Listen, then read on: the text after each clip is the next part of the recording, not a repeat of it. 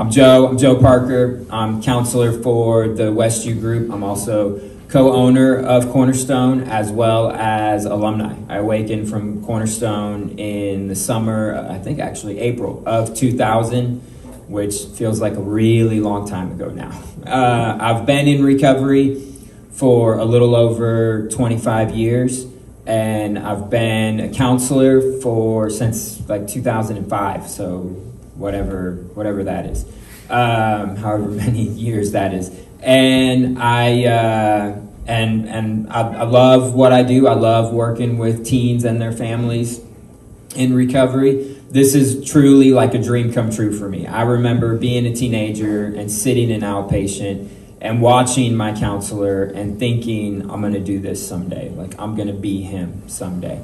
And so this literally is like a dream come true for me, to be able to do this, to run groups and do climbers and all of that kind of stuff. It totally stokes my fire. Reminds me constantly of all the reasons why I fell in love with recovery. And I'm still active in recovery. I still have a sponsor. I still go to meetings. I still sponsor dudes. I still work the steps. And very excited and happy to be here with you guys this morning, and really excited for the awakening tonight. So why don't we start with the ladies? We'll save Mr. Mark for last. Whichever one of you wants to go. I love you guys. Hi, I'm Christy. Hey, Christy. So I've been in recovery for about 13 years. I started recovery with no addicts in my life. I started recovery because I was codependent, and it was really making my life unmanageable. And so then in 2020, I came into this program with Zach. He had a psychotic break from using marijuana. And because of my recovery, I knew that that he had to do something, that we couldn't, that doing nothing wasn't an option. And so we've been in the program since then, and I awakened tonight, so I'm excited about that. And I'm still very active in my Al-Anon recovery. If y'all haven't seen me here on Saturdays, I go to my Al-Anon meeting every Saturday now. And I think I'll probably always be active in Al-Anon and the steps. I've also been active in adult children of alcoholics or any other dysfunction. I was active in that for a few years, more early in my recovery. And I'm glad to be here. Was there anything else I needed to share? No, that's great. Okay. Love you. Hi, I'm Josie. Hey, Josie. I joined Cornerstone in May of 2019, went through outpatient, and I awakened in November of 2022. I have 4 years, almost 4 years sober. I joined because of my younger brother, Tim, who works here now. And I had a lot of parental support in the program. So I look forward to talking a lot about my experience with my family and healing today. Thanks. Love you. Hey, I'm Mark. Hey, Mark. I unexpectedly joined Cornerstone and got into recovery when my parents brought me to a Thursday meeting, one random, day. And that was in 2015, late 2015, and I have been in recovery since then. I've not been sober since then. My sobriety date is July 31st, 2017. And the thing about my story, and I work for Cornerstone as well. And I love being able to do this stuff too. And I love coming to Thursday night meetings and coffees, because I feel like my story at first was definitely pretty rough, and I struggled a lot. And I relate to a lot of the teens right now. And I'm just really happy to be here. I am still working a program. It's how I stay sane, being of service, sponsoring dudes, going to meetings. This job also helps me out a lot. And I used to always want to, be in the position that I saw, like, all the other staff aides, that I had, getting through Cornerstone. and I just saw how much they benefited from it, and I love it so far. So I'm also excited to answer y'all's questions today. Thank you. Awesome. Love you, man. All right, we're going to dive right in. There's a couple of questions here that are pretty similar and are kind of like zingers a little bit right off the bat. So we're going to get real. We're going to get real quick.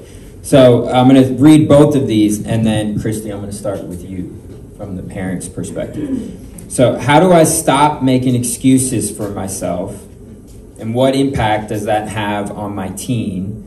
And then this one couples well with that. From the teen's perspective, and this would be for you too, from the teen's perspective, what happens when I, as a parent, don't follow through with enforcing consequences? And from the parent's perspective, what happens? You want to start?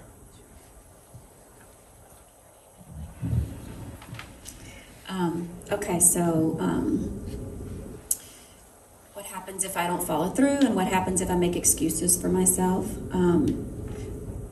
I think that hurts me, and it hurts my child, and it robs us both of an opportunity to grow. And it's really, really tempting for that to happen because of the fear that we feel. And the fear is real. It's not like it's just imagined fear. I mean, what we do, our teens can react to, and it just feels really, really scary. And I think that that's the reason why it's so important to have a program that you're involved in. The more active you are in recovery, the more consistent you're going to be, the less excuses you're going to make for yourself. Just doing this alone and in my own head, I would make excuses and not follow through. How I rationalize just on my own in my own head is not a healthy way. I need other people around me to hold me accountable.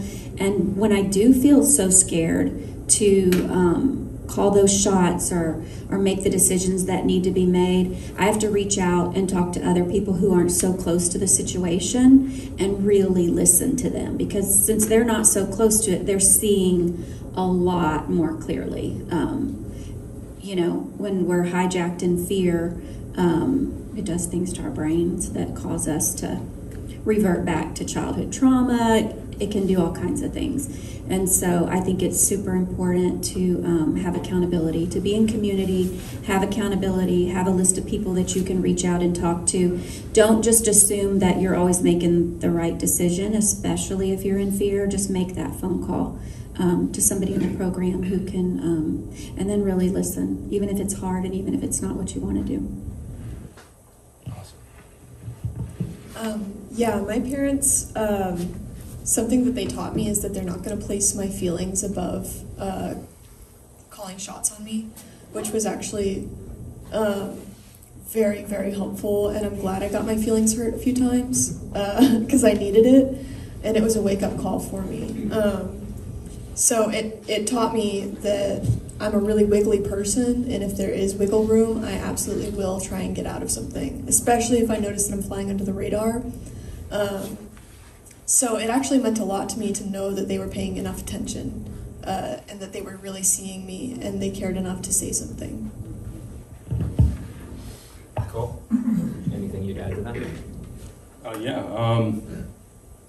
My mom was definitely the more consistent parent when it came to her own recovery and being in Al-Anon and all of that. And I can say that it helped me out a lot. You know, I think for me, the way I reacted at first was I was definitely more rebellious, and I did get a little resentful, and my feelings were definitely hurt. You know, and I just think like the biggest thing for me, even today, is still like painting myself in a corner, like having, you know, that accountability and getting that from my parents on a consistent basis, whether it was, you know, getting kicked out of the house or having to give up certain things or whatever, even like when I was getting high dishonestly, you know, going back to treatment. That really taught me, one, like it really showed that they both cared about me and they wanted me to get better. And now I see that, you know, I didn't see that back then. And two, like just as like a teenager, like to be honest, I didn't want to do any of those things, you know, like I wanted to be able to be trusted to have certain things, at that time whether or not my intention was to misuse those privileges or, to actually feel like I had gained some trust. And that pushed me to grow to where, I didn't have to fear that I was going to get, punished. That ended up with me learning how to do those kinds of things consistently, like sending emails or working with a sponsor or going to meetings. But yeah, thanks. Cool. Yeah, I'll just kind of piggyback off of that. I think that it's really difficult for me to see others' excuses or some of their BS or call them on it if I'm accepting some of my own. And it's part of the reason why the parent-driven recovery is so important, and that the example is not the biggest thing that influences people. It's the only thing that influences people. And so as the leaders in the home, we really want to be the ones that are modeling the behavior that we want to see from our teens. And it's not about being perfect. It's about being consistent. It's being consistent with our shots, with our follow through. I've had kind of an interesting experience recently because I've been training a puppy. And it's amazing how much puppies are like teenagers, because they will test you. I've been teaching her to sit at the door and wait and stay there until I tell her to come. And the first day she did it pretty well. She's a smart dog. She did it pretty well. The second day she was completely obstinate. She was fighting it, would not sit still, was running out the door, and it almost felt like she was testing me. Is he going to let this go, or is he going to keep at it? And I didn't let her off the hook, and I made her do it all day long, every time we walked in or out of a door.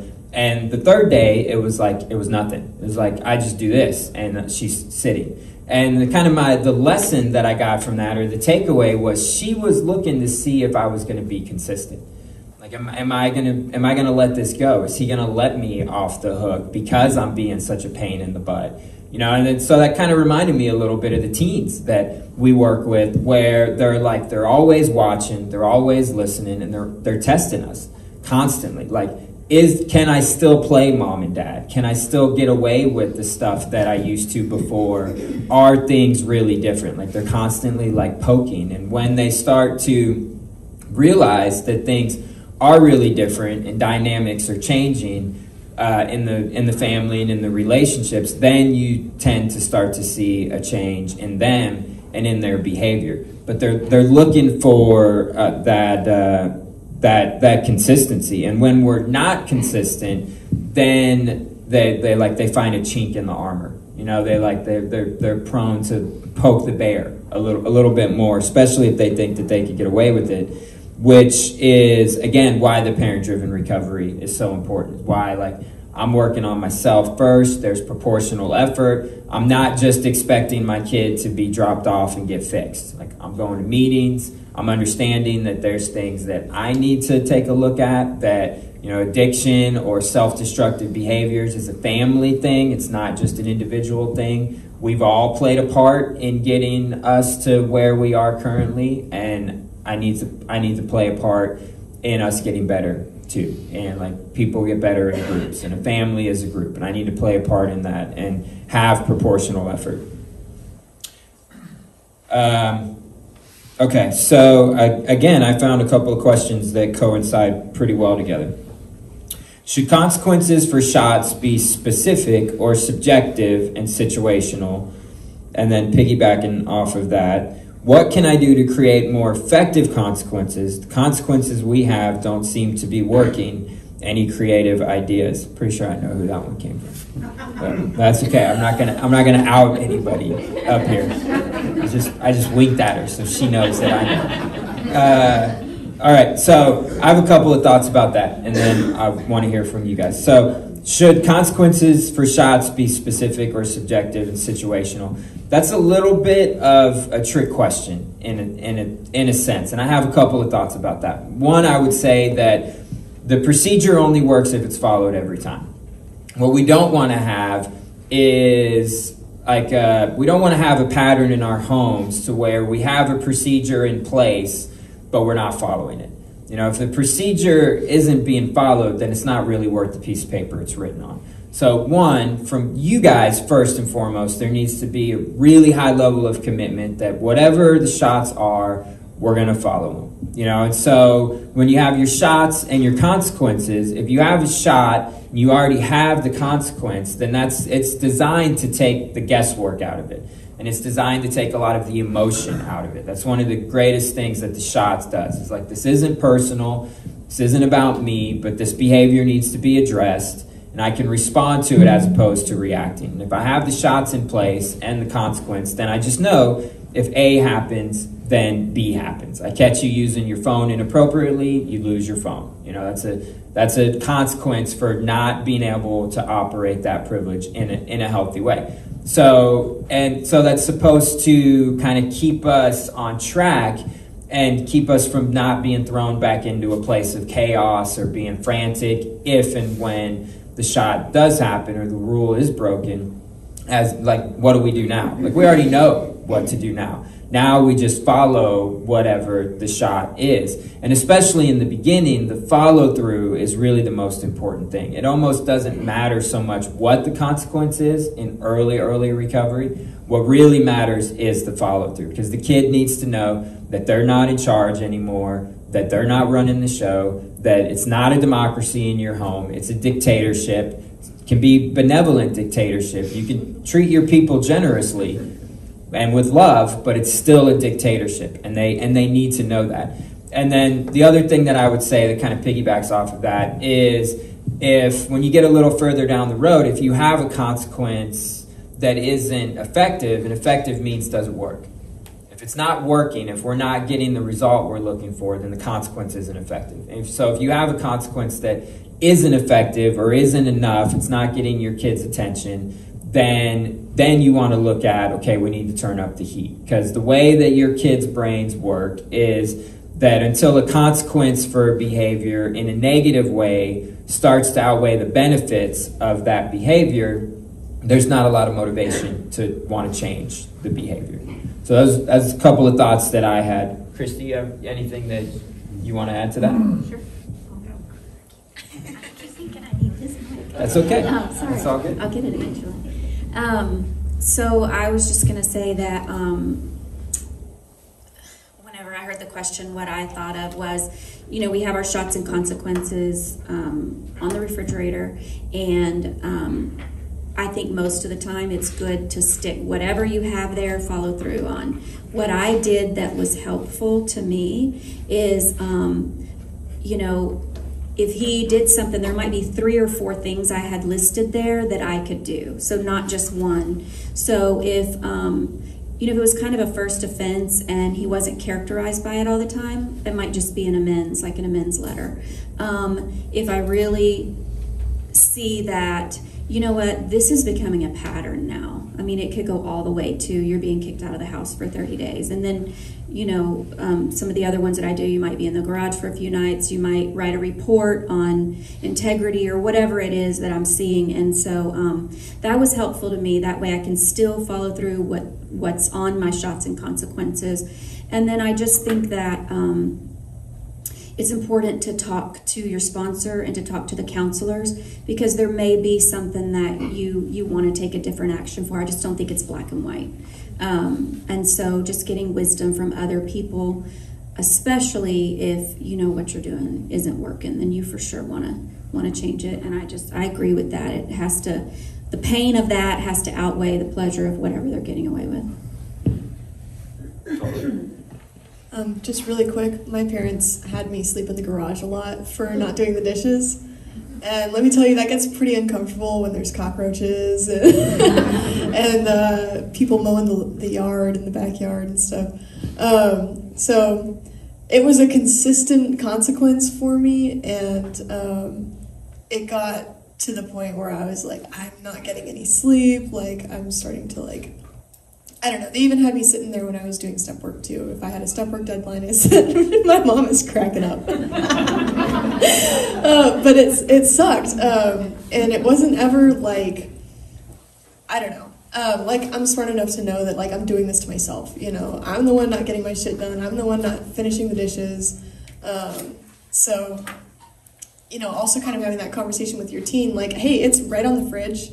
If you see that this is going to happen, if you do this, then what is the disconnect there? Like, do we need to have a family session? Do you need to talk to your sponsor? And kind of trying to bridge that disconnect. But the garage works wonders. Anything to add? Yeah. I too have also had to sleep in the garage. And I feel like they've covered a lot of it. Another thing that I thought about was by the time I moved in, like back into my parents' house, I really wasn't like having that much of a problem with like doing everything that I felt like I needed to do. It was mostly when I was kicked out of my parents' house right after getting out of rehab, and I went through multiple host homes, you know, through the Woodlands and Westview. I was just kind of getting tossed around everywhere. And those shots and consequences are what, like, you know, like I appreciate a lot, you know. I didn't really get to see my parents that often. And I did trust that if I did move home, they would, you know, uphold to those boundaries, and they did. But like, you know, they did not, you know, go easy on me. You know, they weren't forgiving the host homes. And it definitely wasn't like an emotional thing or personal. And I think like that's what I benefited from the most was, you know, like one, I didn't really want to upset these people, and, you know, I guess that doesn't matter, but like, it was just really consistent. And I also think it's very important, you know, that like if you're hosting somebody to like do the same thing, it's just as important. And those families, like, I still remember them, you know, and I still appreciate what they did for me, and that they didn't care if I got mad or if my feelings got hurt. So. Cool. Okay, this next one is for you two. At what point does it change from I have to be here to I need to be here for me or I want to be here? When did that happen for you? I feel like it gradually happened for me. The first time I kind of like felt that way was whenever I was being dishonest, but I was also working consistently to earn my way onto a wilderness trip. And I think some of you know what that is, but we were all out there, you know, and I was like really feeling like this was like the first time I'd felt disconnected to people. And I just felt like really horrible, like the whole time and afterwards, because I knew I had been lying to, you know, everybody around me. And I think that was the first time I was like, I really need to change this, you know? And the time where like I was really, you know, and I relapsed after that a handful of times. And I think the last relapse I had was really when like my mindset completely changed. You know, I came home, I was at the bus stop, I'd call my mom, you know, my sister, and, you know, everybody was worried about where I was at. And, you know, she told me that Kirk wanted me to call her, and I called him and I lied. I told him that, you know, I was still sober, I fell asleep on the bus, you know, whatever I could come up with at the last second. And, you know, I got off the phone, and I used to feel good when I could get away with things. And I didn't like feel that way. I felt really bad, and I was like, am I really gonna go sit in outpatient tomorrow and like continue with this lie? And it was really after that, you know, like I typed a really long email that night, got honest, and like I feel like that's when I really started doing things like for myself, and not to keep my parents off my back or Kirk, you know, away from me as far as possible, or like my sponsor getting mad at me, you know. Yeah. Cool. Yeah, I joined pretty willingly because of my brother. I kind of had a nice little scapegoat. I was just here to support Tim. But however, that meant I wasn't working very hard because I wasn't recognizing my own issues. And so it got to the point where I was a dry drunk, and I had about 9 months sober, and I asked to be put in outpatient because I realized I had some choices, and I could either, run away from all my problems and go back out and fall into my negative behaviors, or I could, really turn it around. And I'd sat in on OP a few times, and I really liked the feedback people were getting, and I resonated with it. So I just decided to do what I thought was best for myself. And I do think that because I joined a bit older than the average age here, that was helpful to me. But I don't know, I've gone through waves of wanting to be in Cornerstone, not wanting to be in Cornerstone. I was supposed to awaken in April or March of last year, and Joe pulled my awakening. I was so mad. But I hadn't earned it yet. And so for a few weeks I was like, I'm just gonna transition out. And I told Joe, hey, I think I'm just gonna transition out. He's like, hey girl, that's not really a thing.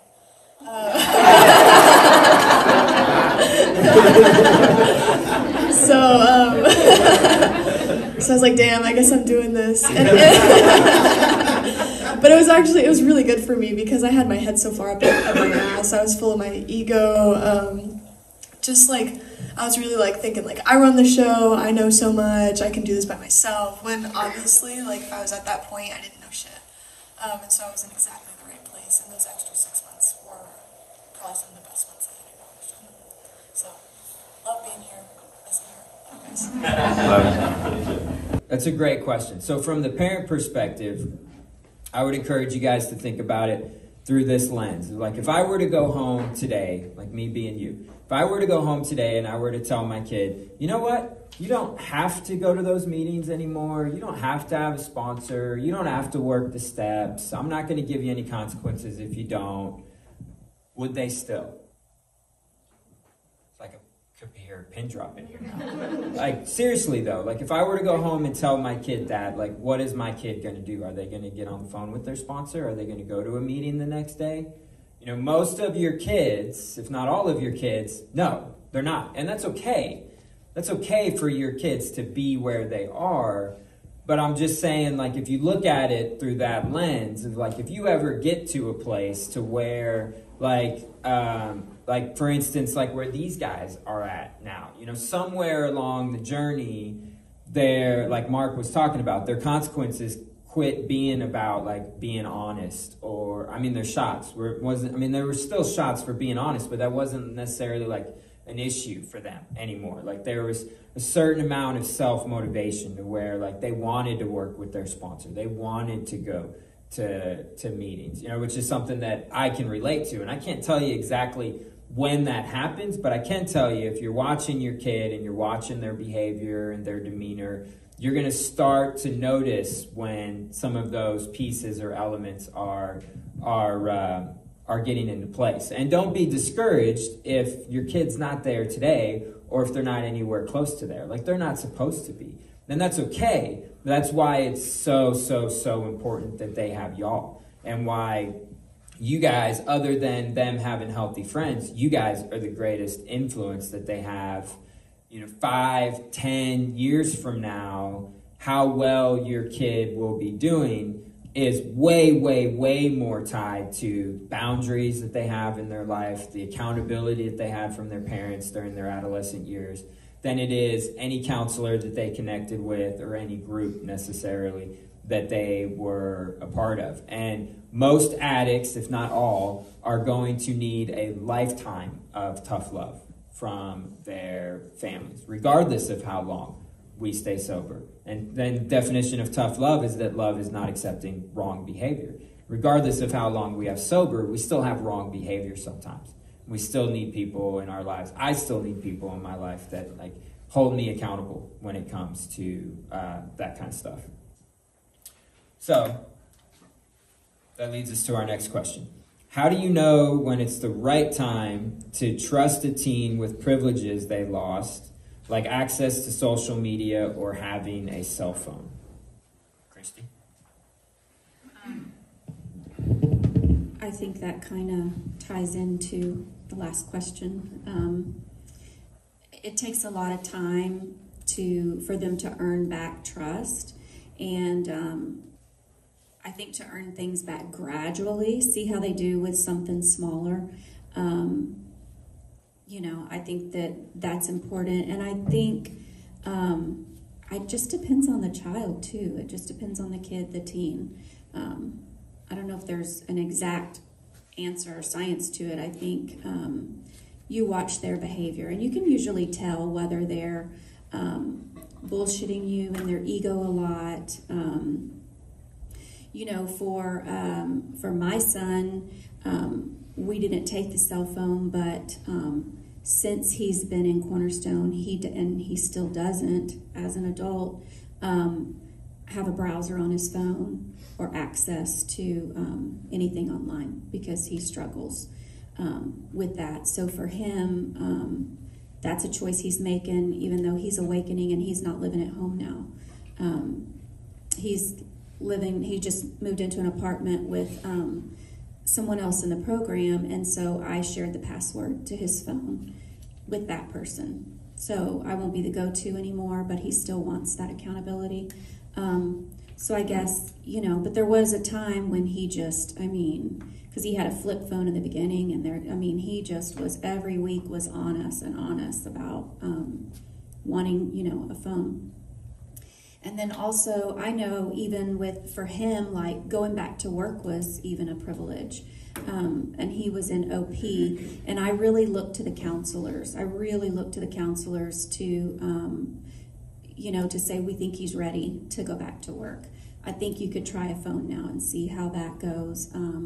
I really deferred to that, because especially in OP, they're seeing him every day. And, you know, this program's so busy. The kids are so busy in this program that a lot of times I just, you know, it was good night, good morning. That was all that we saw each other. So I really deferred to the counselors a lot on that. Cool. So I'm just going to add one more thing to that real quick, and then we'll move on to the next question. But so I think the key word there is privileges, and privileges must be earned. Must be earned to your satisfaction as the parent. And this again is where like the parent-driven recovery comes into play. You know, it's not counselor-driven recovery. It's parent-driven recovery. That whatever privileges they have or they're earning them to your satisfaction. And they're not getting them until you believe that they've earned them. Laptop, phone, car, access, job, like whatever it might be. And one of the reasons why that's so important is because so much of the work that we do with your kids is around building their self-esteem. Because the thing that we know about self-esteem is that people who have pretty healthy self-esteem generally don't make self-destructive decisions or act out in self-destructive patterns, which is what brought all your kids here. Whether that was substance abuse or self-harm or anxiety, depression, suicidal ideation or attempts, like whatever, eating disorder, like whatever it might be, it's rooted in self-destructive patterns and behaviors. And that's why your kid is here. And when we get things that we haven't really earned, well, we don't value them as much, and that creates entitlement. And entitlement is a learned behavior, and entitlement is like kryptonite for self-esteem. So if your kid is only getting the things that they've earned from you, then that creates a foundation for some pretty good, building some pretty good self-esteem. And if like the mantra in the home is nothing given, everything earned, you know, and when we're put in that position to where we only get what we've really earned, well, then we grow to a place to where we only want what we've earned. Like if I get something today that I don't feel like I've earned or I don't feel like I deserve, like I don't want it. It's like, it's cringy. Like, you know, it makes me feel really uncomfortable. And that all started with this foundation in my home of nothing given, everything earned, which is a great way to help your kid build some really healthy self-esteem. So what is the difference between a relapse and a slip? You want to take that one first? You've had several of both.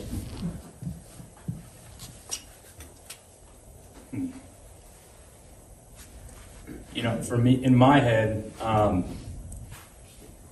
relapse is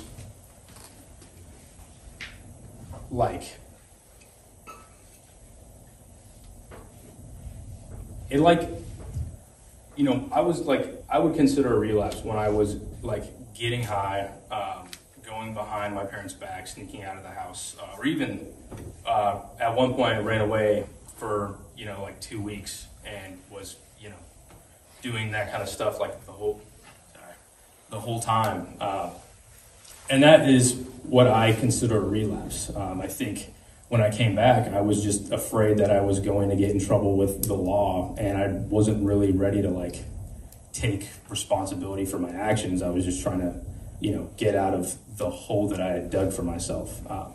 And a slip is honestly what I would say my last relapse was, where, I messed up. I wasn't doing what I was being recommended to me by my sponsor, by my counselor.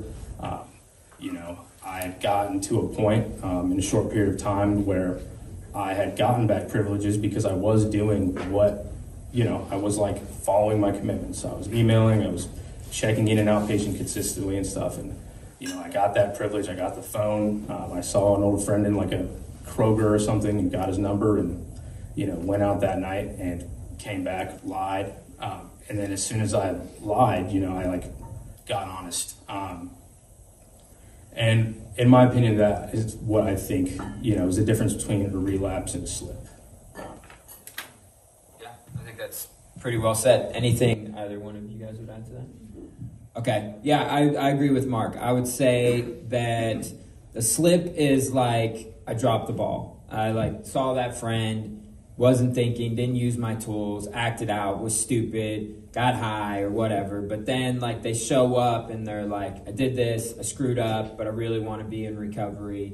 I'm ready to work hard, whatever. There's a lot of opportunity in a slip, especially if they get honest about it. There's a big difference between getting honest and getting caught. When they get honest, that shows us something. They're giving us something there to work with. And it can be as simple as, well, we drop the ball, we pick it back up, and we keep running. Go get with your sponsor, redo your first step worksheet. Let's look at tweaking your meeting schedule. Let's look at where the cracks in the cement were, but you don't necessarily need to go to a higher level of care. With a relapse, that's when somebody obviously isn't using their tools, but they relapse, so they go back out, or they relapse multiple times in quick succession, or they're out for a while, or there's a lack of willingness, then that would be more of a full-blown relapse being reverting to old behavior, and that individual will probably need to go back to treatment, go back to some form of higher level of care, residential treatment. Okay. What is the best way to include extended family and friends in this process? Yeah, that's kind of like a sibling question. It's all inclusive. Siblings, aunts, uncles, grandparents, go crazy. Oh, yeah.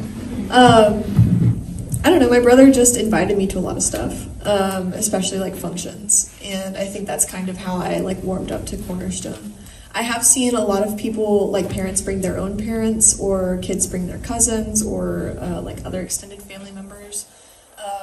And I think for family like that, where they're not necessarily living in the home, the best place is to bring them to a meeting, because I feel that's where they learn the most and get the most out of it. If it's a sibling, though, they're going to get the most out of the fellowship, and that's kind of what drew me in. So yeah. Cool. Christy, anything you would add to? Yeah, I don't think, yeah. Okay. Because it was just that tonight. We have some family coming tonight. Awesome. Yeah, I would say that it's kind of situational, if it's one of your siblings or your parents or whatever, and they want to come to a meeting or climbers or something like that, or an awakening or one of the big events that we have, then yeah, more than welcome to come to any and all of that stuff. If it's your kid's cousin that maybe they used with, then it's a little bit of a different story. You might want to reach out to the staff or the counselors and kind of tease that out together. But generally, them coming to a meeting or a function and like getting involved, even if it's just hanging out. Like we've had things where like some families have had like family in from out of town, and they'll come to meetings, or the kids will come to functions or whatever. So it's kind of a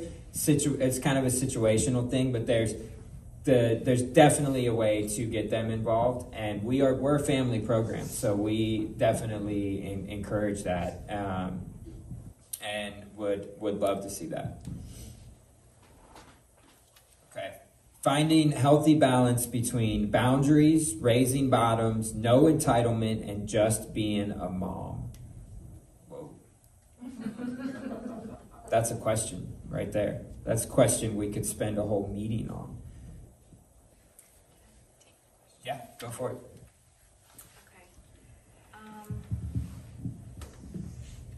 Okay. Yeah, this is a tough question. I think it's important to separate your emotions from it.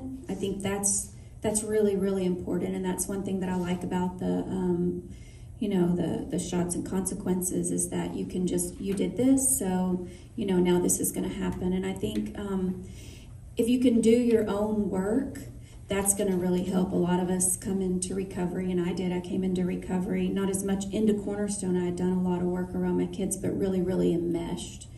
And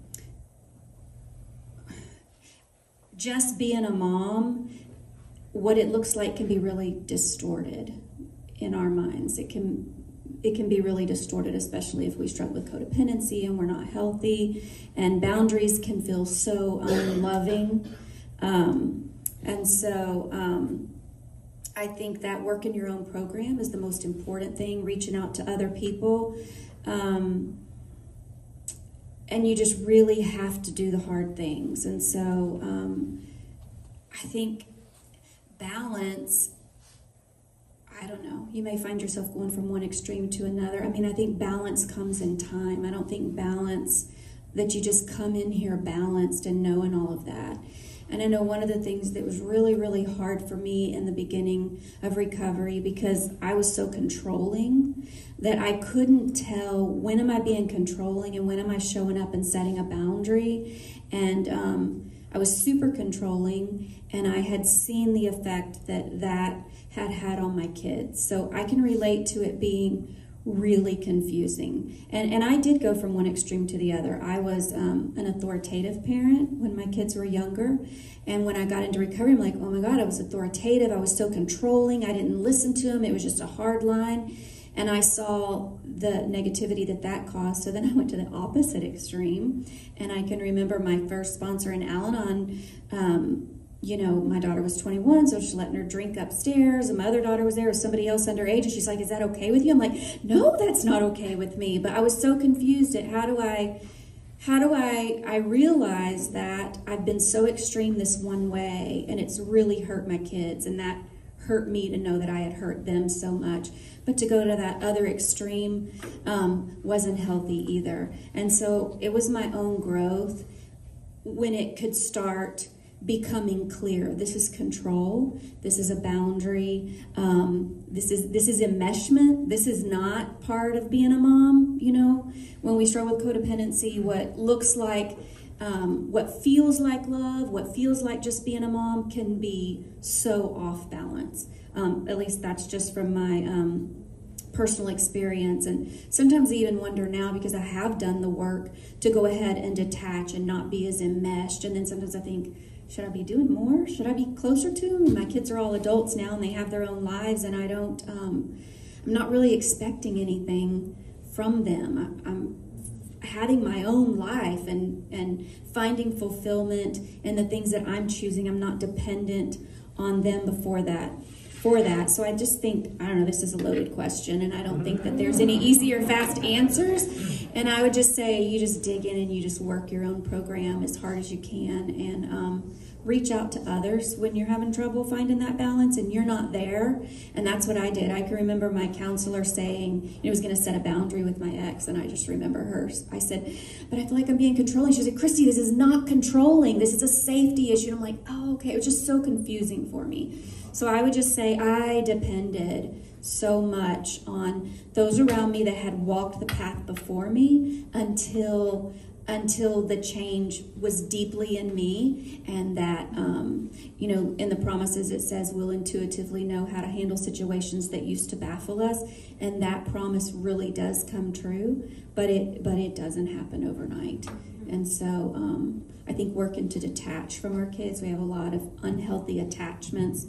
For me, that was just a lot of lack of self, where I was looking to them to fulfill me. And so really getting that separation, having my own life that fulfilled me outside of them, where I know that what they do or what they don't do is not a reflection on me or who I am. And so anyway. Ditto. That was a great answer. I'm so glad we have that recorded. That was an incredible answer. The only thing that I would say, not even to add to that, but just to kind of put a bow on that, is that if you do all of those things and you are working really hard, that's going to put you in a position to where you can respond as opposed to react to your kid, which is going to prove to be much more effective. Can I add just a little bit? Yeah, please. You got more? That was awesome. Yeah, no, I just wanted to say, this road is really, really hard, and I would just encourage you to let yourself feel the grief that comes and all the emotions that come with it, because there's no way around. It's only through, and it's going to suck, and it's going to be hard and a lot of dark days. But when you're willing to go through those and to feel it and to reach out for help, you're going to come out on the other side and with the serenity and the peace that we talk about. So just wanted to encourage y'all to not be afraid to cry and feel your feelings and really, really grieve these losses, because there's a lot of loss here. And as parents, there's so much that we have to let go of dreams and expectations. And when we can truly let go of those things, that's when we can be there for our kids in the way that they need, and we're not expecting them to be there for what we need. I would drop this mic, but I want to treat Chris's equipment well. Embrace the suck. There's a lot of truth to that. And embracing the suck is all about understanding that this is going to be unpleasant, and it's going to be painful, and it's going to suck for a time, but that it's necessary and unavoidable if we're going to progress. If we're going to get better, we've got to go through this. Want to be ready for some short-term pain for what hopefully will be some long-term gain. That's such a great answer.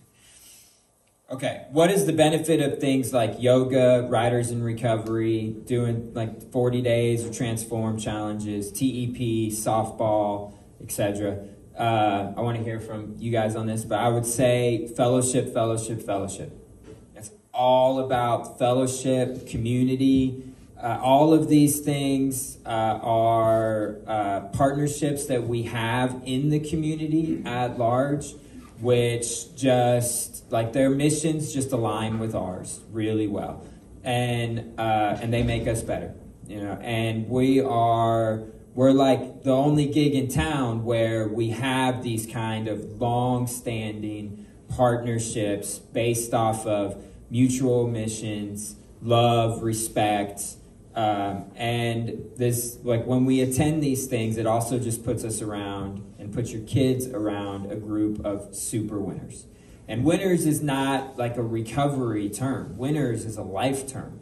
When would I ever want to get to a point in my life where I would not want to be around winners, or around people that are healthy for me or good for me or push me to grow or whatever? And at all of these events, every Sunday night when they're riding bikes, a group of super winners out there with them. When we do softball, I got alumni coming and dads come in to play, and there's like super winners there for them. When we do things like the 40 days and the Transform challenges, like, it's just all about fellowships, all about fellowship and community. and taking advantage of all of these resources that we have, because we're not going to have them forever. Like, you guys are not going to be in Cornerstone forever. Your kids are not going to be in Cornerstone forever. So while you are here, just squeezing as much juice from the fruit as you can. That's what I would say. Anything you'd add to that? You got a lot of experience with those things. And we do golf once a month. Yes. And golf. Yeah. Great opportunity to smoke cigars and talk shit to teenagers.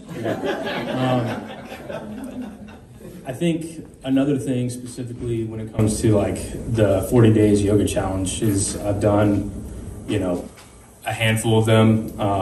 And I think like being able to commit to something and having that goal, being able to commit to something, being prepared every week. Like, you have to come with like a clean mat, a clean towel, water bottle, stay hydrated, ahead of time, schedule class before it gets filled up, and, find a way to get there, work around your schedule on top of that, is really esteemable. And I feel like I grew a lot every single time I did, those things. And then on Tuesday nights when we would do yoga, for me, yes, it's definitely the fellowship, being like having our own team and like trying to like get everybody to the finish line, meeting up on Tuesday nights with Kirk and everybody else doing it, at least when I was doing the challenges, kind of like keeping track of our progress throughout the challenge was really cool to see. So that's what I got of it, just like long-term commitment or, little bursts of commitment and following through with those. I think as parents, just speaking from my own, where the places that I've been, especially, again, early in my recovery, in a very unhealthy codependent place, I could just sit and ruminate about the people in my life and what they weren't doing, and if they could change, and it can kind of come in and just really take over your whole life. And I think that Cornerstone offers these events. It could be a really healthy way of you plugging in to start trying to find some balance. My sponsor always talks to me about, and I'm really having to practice this right now, is that to find balance, it's important to look at the spiritual, to look at the physical, and to look at the emotional and mental, and to have that balance. And I think this gives us, for the emotional and the physical, it really gives us opportunity to grow, especially if we, are not having fun in our lives and we're not, we're just balanced way to the, extreme of not being involved in community and things like that, which is where extreme codependency, your kids are struggling with, addiction, it can just take over.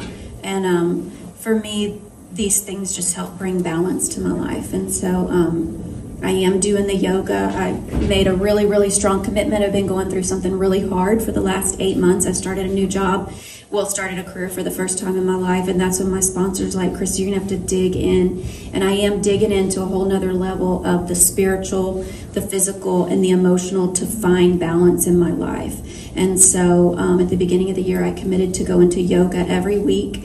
I'm committed to the bike rides, and who knows, after I awaken, y'all may see me at golf. I have never played golf in my life, but I just love this community, and if it gives me an opportunity to be around you guys, I'll probably show up. Yeah, so I am a huge proponent of yoga.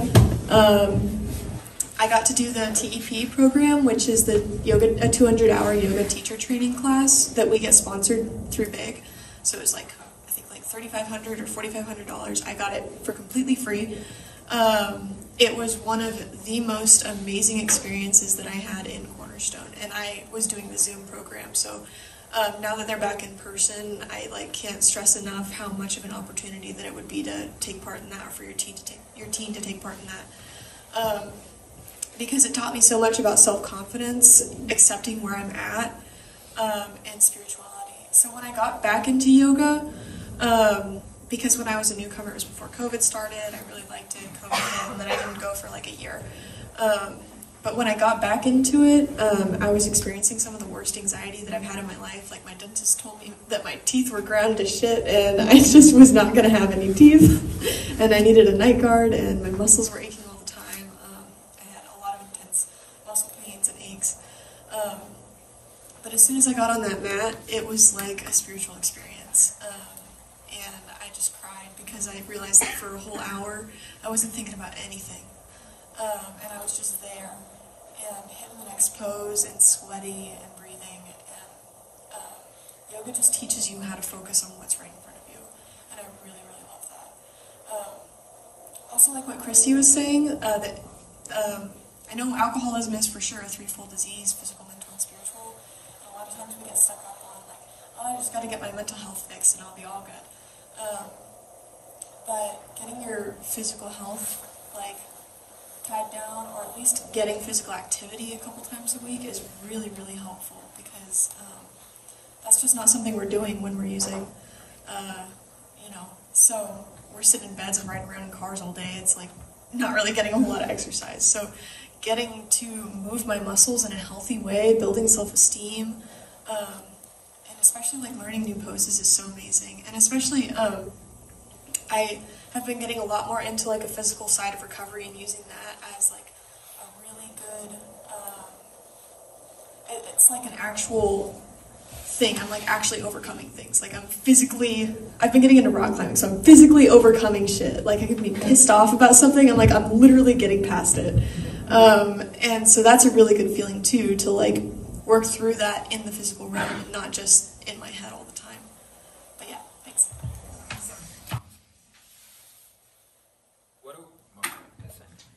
Don't really need this, but I'll grab it anyways. What do I do when I'm being held emotionally hostage? I'm scared my kid will hurt themselves if I hold a boundary. Christy, you want to start on that one?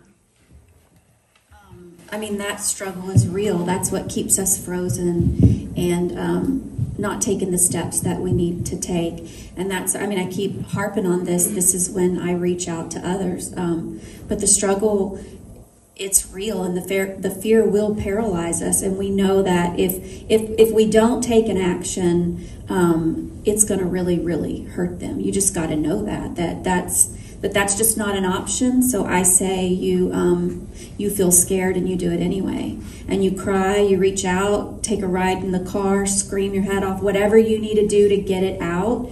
Because I have had to call shots like that like, is he gonna get hurt? Is he gonna not make it through this? Well, is he gonna, it's really, really hard. But you know that if you don't do it,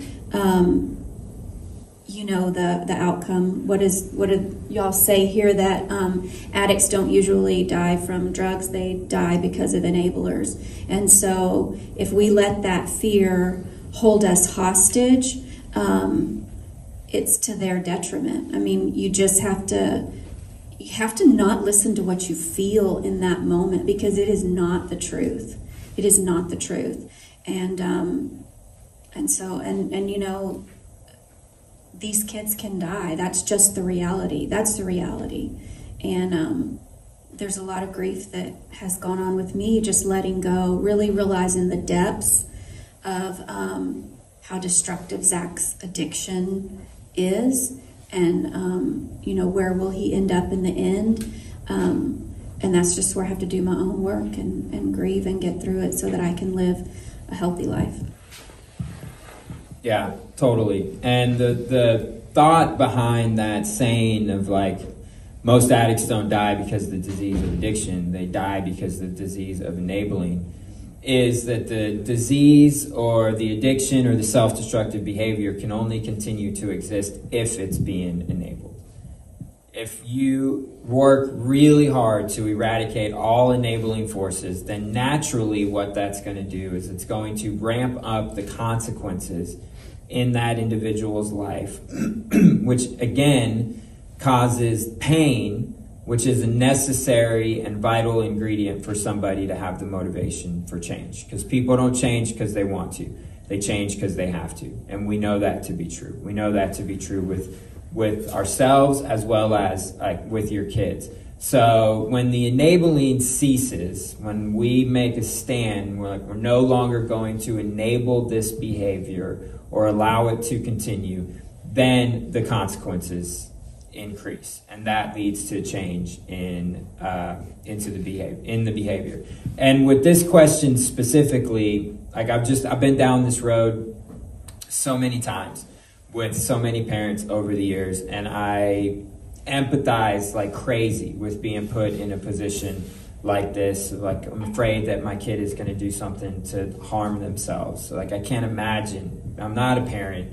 I can't imagine being a parent and being put in that position. What I can tell you from like a clinical perspective is that there's one of two things going on in that situation. And either way, you want your response to it to be the same. Either there is something going on with your kid and they are in danger and they need to be somewhere where they can be safe and they can be watched and they can get the help that they need. Therefore, they need to go get a psychiatric evaluation, or we need to be calling the ambulance, or they need to go to the ER, whatever.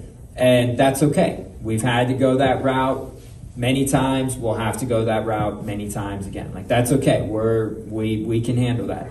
Or, and this is honestly more often what it is that it's a really dishonest manipulation ploy and tactic from your kid to put you on your heels, to put you in a place of fear, of being like emotionally disturbed, so they can like either get something that they want or not lose something that they're afraid that you're going to take away. And if that is the case, then you still want your response to be, get in the car, we're going to get evaluated, we're going to the ER, calling the ambulance, whatever. Because if they are full of crap, then you want them to go through that process. You want them to go sit there for 8 hours at Ben Top waiting to be seen, and then have to go through the psychiatric evaluation and go spend 5-7 days in a psych ward, or whatever, because you want to send them the message that you cannot manipulate me